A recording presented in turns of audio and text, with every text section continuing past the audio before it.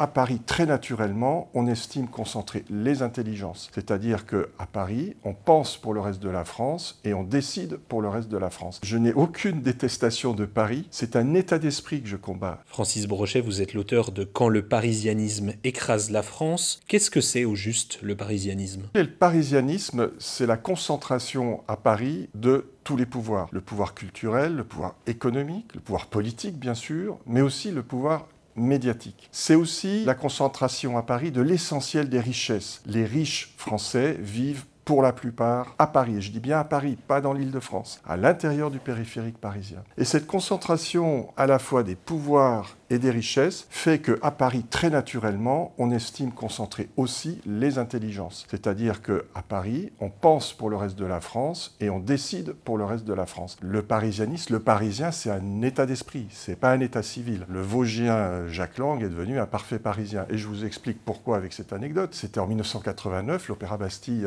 avait été créé pour le bicentenaire de la Révolution. Je visitais avec d'autres journalistes le chantier et c'était avec le ministre de la Culture Jacques Lang. Et moi, journaliste à l'époque au Progrès de Lyon, je lui dis « Mais monsieur le ministre, vous créez un nouvel opéra à Paris, il y a déjà l'Opéra Garnier, et pendant ce temps, il y a des tas de villes en province qui n'ont pas d'opéra. » Il me dit « Mais oui, mais c'est normal, c'est Paris. » Bref, et à la fin, excédé, il me dit « Écoutez, ça suffit, vos lecteurs du Progrès de Lyon, ils pourront venir ici puisqu'on est tout près de la gare de Lyon. » Donc ça, c'est le parisianisme. À Paris, nous avons tout, et si la province veut en profiter, elle n'a qu'à faire le voyage. Pourquoi cette opposition entre Paris et la province vous semble-t-elle tout aussi pertinente que celle plus commune entre les métropoles et les périphéries, ou entre monde urbain et monde rural? Je rends hommage à Christophe Guilluy, qui, avec sa France périphérique, a remis la problématique du territoire sur la table, qui en a refait un sujet de débat. Il oppose les métropoles et, j'allais dire, la France des petites villes et la France rurale. Et cette opposition existe, il ne s'agit pas de la nier. Simplement, je crois qu'en s'en tenant à cette opposition, on oublie l'exception française, c'est vraiment l'exception française qui est Paris. Parce que Paris n'est pas une métropole comme les autres. Entre Paris, Lyon, Bordeaux, Lille,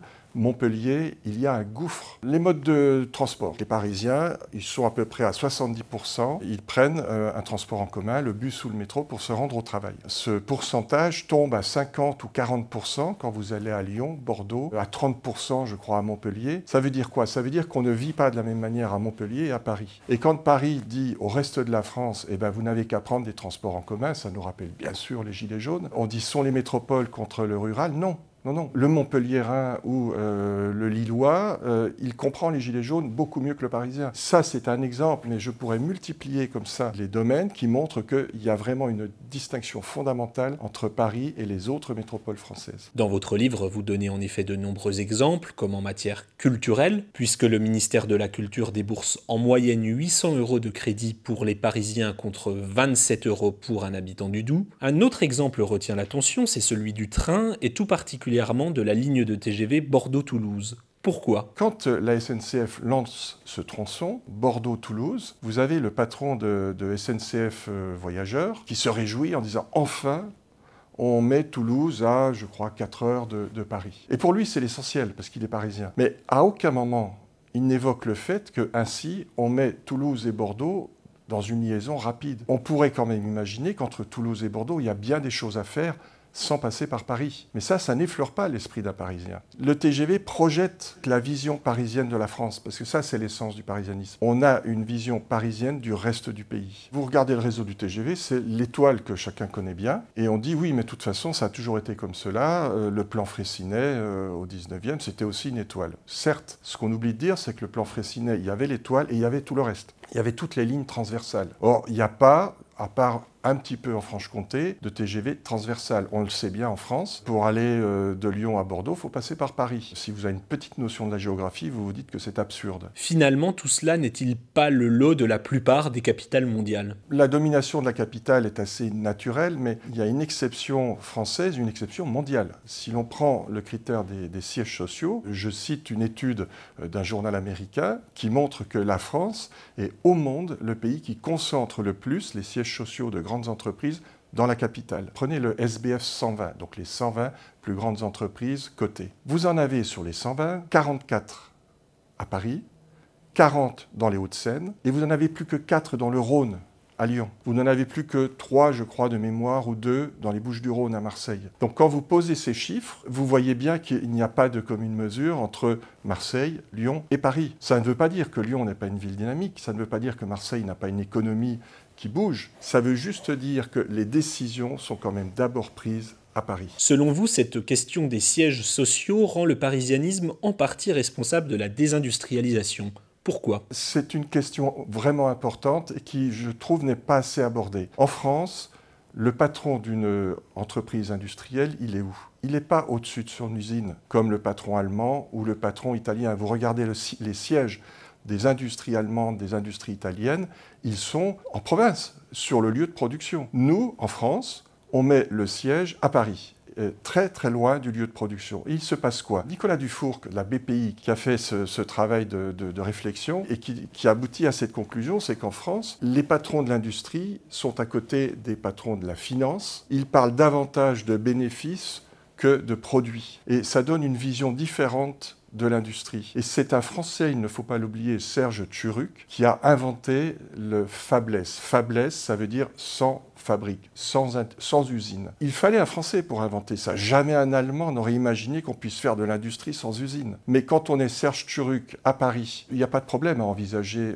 une industrie fabless. Sauf que nous savons où nous en sommes, c'est que la France a perdu considérablement de son industrie par rapport à ses voisins. Dans votre livre, vous récusez aussi le terme de territoire au pluriel. Pourquoi lui préférez-vous le mot province ? Je suis quelqu'un d'assez calme, mais quand j'entends le mot territoire au pluriel, ça m'énerve profondément. J'ai l'impression de voir un Parisien à l'intérieur de son périphérique, regardant au-delà du périphérique et se disant « je vois les territoires comme des réserves d'Indiens ». Je constate qu'on a parlé des territoires au pluriel quand on a cessé de parler du territoire au singulier, de l'aménagement du territoire. Et le territoire au singulier, c'est quoi ? C'est la France. C'est l'ensemble de la France, Paris inclus. Et quand on a cessé de parler d'aménagement du territoire, on a commencé à parler des territoires. Alors il y a les territoires perdus qu'il faut sauver. Comment on les sauve ? On fait de l'assistanat, on va leur donner des prestations, mais on va développer que les plus forts. Et c'est pour ça aussi que je revendique tout simplement le mot province. Le mot province, je trouve que c'est un beau mot. Je sais qu'il a été vilipendé,